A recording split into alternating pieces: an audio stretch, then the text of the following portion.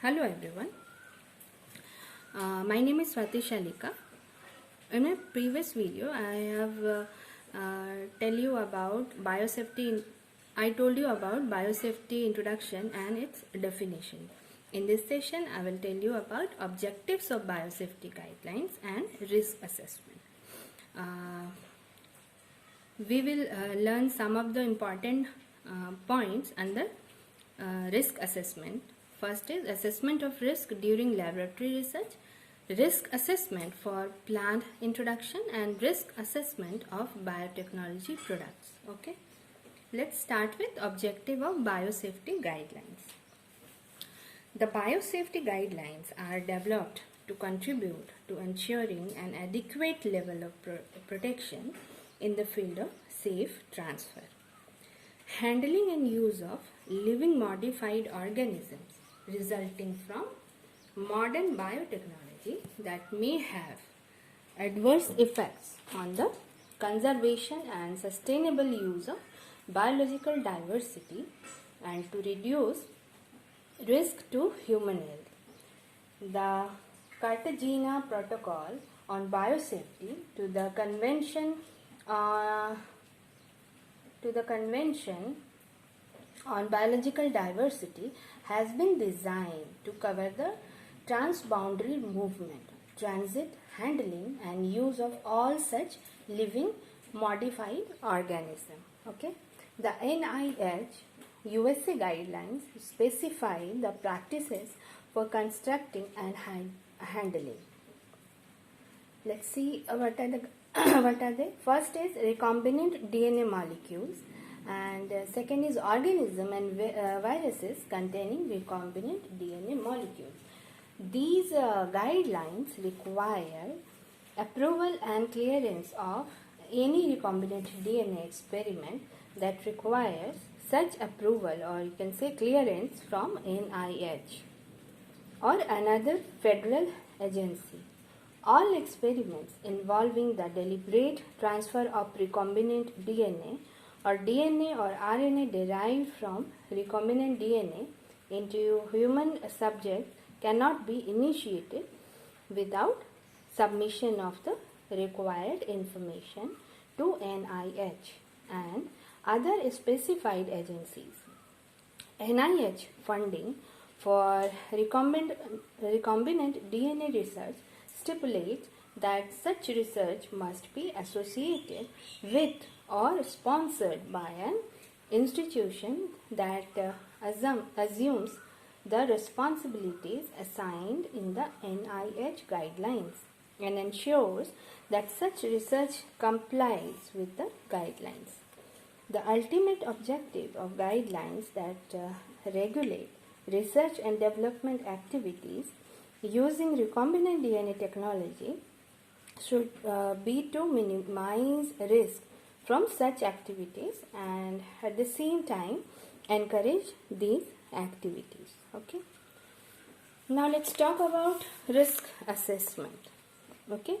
What is risk assessment? Let's see.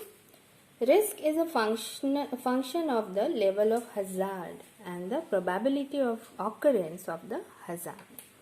Okay. Thus, risk may be defined as the undesirable consequences of an activity in relation to the likelihood of these consequences being realized. A hazard is any imaginable adverse effect that can be identified and measured. The hazard due to GMOs are far more difficult to identify than those, for instance, associated with chemical pesticide. Okay. Now let's see what is risk assessment. Risk assessment involves determination of the potential and anticipated adverse effects of the recombinant DNA research to the concerned workers and of the products of such research on human health and the environment consequent to their accidental or deliberate release. Okay. Or as a result of their consumption. Okay.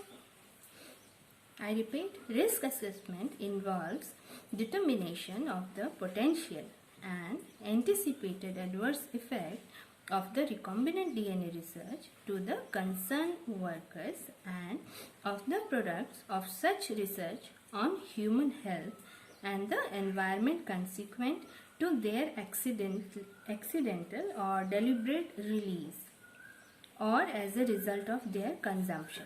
Okay? Risk assessment should be carried out in a scientifically sound and transparent manner and should be in accordance with recognized risk assessment techniques. Okay?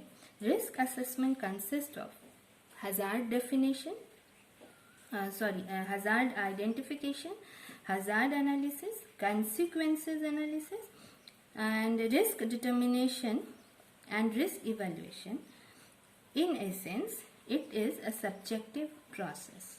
In case of such products as drugs, vaccines, pesticides, etc., an empirical approach based on data obtained through experimentation about the source of potential hazards has proved satisfactory.